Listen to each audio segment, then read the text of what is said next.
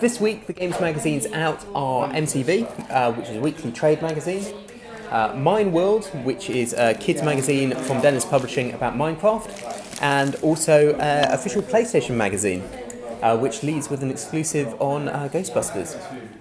I'm joined here today by Alex.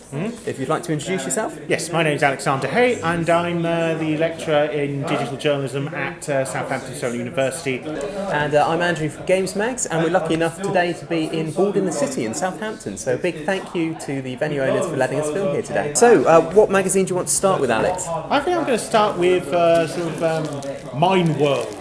Now, as you can see, it's pretty much a standard kids comic in a bag with a free gift. There's some stuff in here which is of interest to adults as well. What's the free gift, Alex? I'm very excited. We must find out what the free gift is. I am a little kid myself. Your very own plastic Rubik's Cube rip-off. So, bask in its glory. But what I found really interesting about this was the article on making your own furniture and making your house look beautiful in an odd sort of way in Minecraft. And that sounds a bit silly, but I think it's this wonderful sense of domesticity, being able to build your own home or your own sort of realm and sort of being in control of it and making it yours. I think that's the most wonderful thing about it. I mean, what do you think, Andrew? I'm just amazed by some of the creations people come up with. Just flicking through the magazine, I was impressed with the fact that Minecraft Realms is coming to the Pocket Editions. There's a news story on that.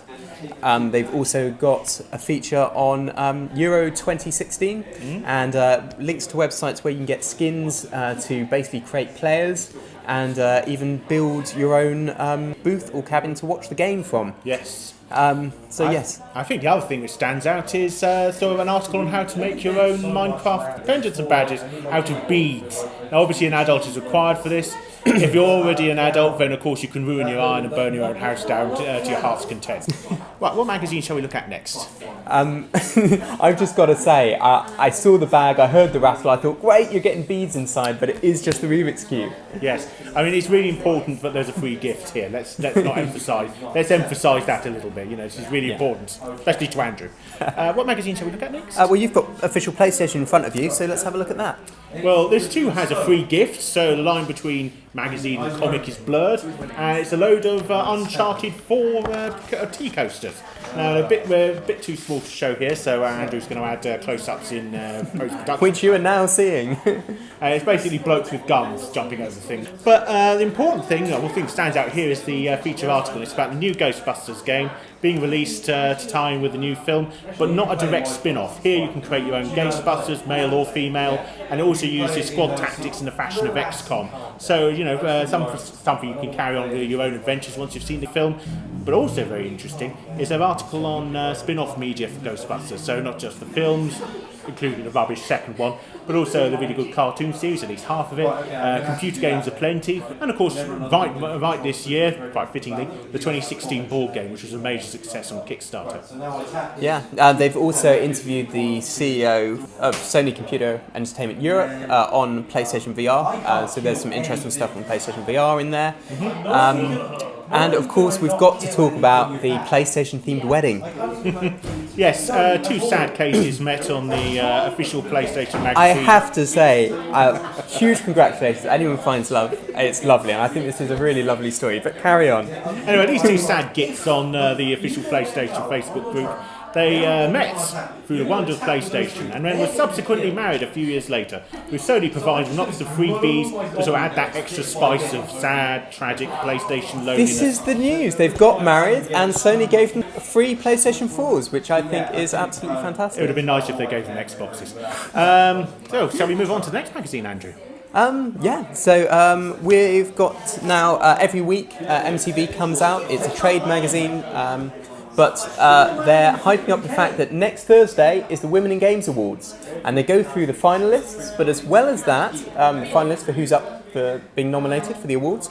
But they've also got the top 30 women in the video games industry right now. And they've asked them questions about how they started in the industry. And I found that really interesting because even if you're a bloke, it's absolutely great to hear advice, career advice on the games industry, inspiring stories about how they started out.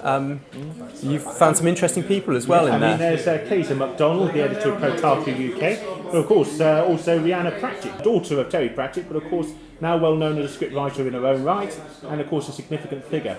The big tragedy of this, though, is the fact that you do need these rewards and you do need this special issue, because really in an ideal world, women wouldn't need all this extra support because they're still a minority in games development and games journalism, and which suggests that they've still got quite a lot of obstacles to climb, which shouldn't be there, frankly. But I can see the necessity of these awards and these special issues and what have you. I just really wish we moved a little bit further away from the Stone Age, especially after rubbish like Gamergate. Number of articles in MCV where they're talking about all the issues regarding gender equity in the video games industry in terms of who the industry employs. It highlights really interesting statistics. America is pretty much 50-50 in terms of the games players of both genders, and in the UK there are actually more female gamers than male gamers. But then you've got the stats for the actual industry. Some interesting things. So in the UK, female employees in the games industry grew from 800 to 2,000, which is now about 19% of the UK games industry, but they want to double that in a few years' time, and they're doing some really cool initiatives to enable that. And it's just really fascinating to read and really encouraging that there's been some improvement and more is coming. But you're absolutely right, Alex, we shouldn't have this problem with gender equity in the first place. And of course, when you read about experiences of women working in the industry now, there are still a lot of barriers, and also issues with employers and fellow colleagues as well. So we can't claim it's rosy at the moment, but hopefully it's taking a step in the right direction. Cool.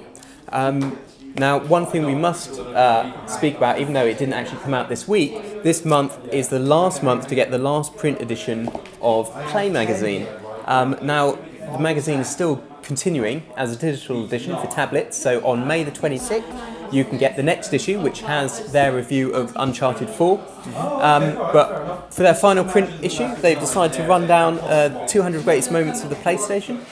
What did you think about this issue, Alex, or having had a chance to flick through it earlier today? I have to admit, I find it a rather melancholy affair, for the simple reason being, this is the last print issue of the magazine. Now, it will carry on in digital format, but the downside is, this thing here, this is the last chance to actually hold it in your hands, and that does reflect sort of the declining fortunes of print journalism as a whole. It's going, the way of the independent newspaper, which went digital a few weeks ago. So there is that sort of strange sense that this magazine's been running for 22 years, so that's a substantial period of time. That's been going for longer than some of you have been alive. So just to put that into context, so it's a shame to see it go. What do you think, Andrew? I think it's interesting that this comes off the back of news reports a couple of months ago that official PlayStation magazine had increased its readership.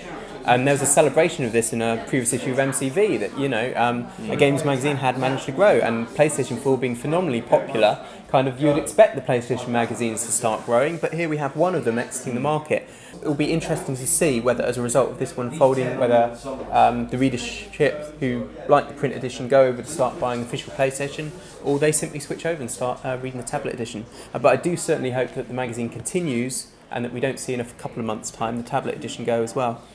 Okay. Any sort of last words, Andrew? Well, I brought a ton of magazines here for my guest this week, Alex, to enjoy, and he immediately leapt at PC Gamer. Do you want to tell us why, Alex? Dawn of War 3. It's a lovely game where you get to shoot orcs and Eldar. But also this time, as well as obviously a general enhanced engine, you also get to play with knights, which are sort of enormous robotic war machines coming in Imperial, Eldar and Orc varieties, who go around blasting each other and any other poor soul in the way. So it's great fun if you like cosmic scale violence. And there was something about zombies that took your interest in the issue as well. Do you want to explain what that was? Yes, it's a very interesting game. For fans of Lemmings, it's called Zombie Night Terror. And sort of like Lemmings, you guide your pack of creatures from point A to point B, preferably without them being killed, but with the added twist that you are in fact in charge of a horde of flesh-eating zombies, so you've got to make sure they eat all the humans on their way out. So that looks fun. The zombie genre has been done to death. I think that's just one novel twist I think we can still accept, don't you?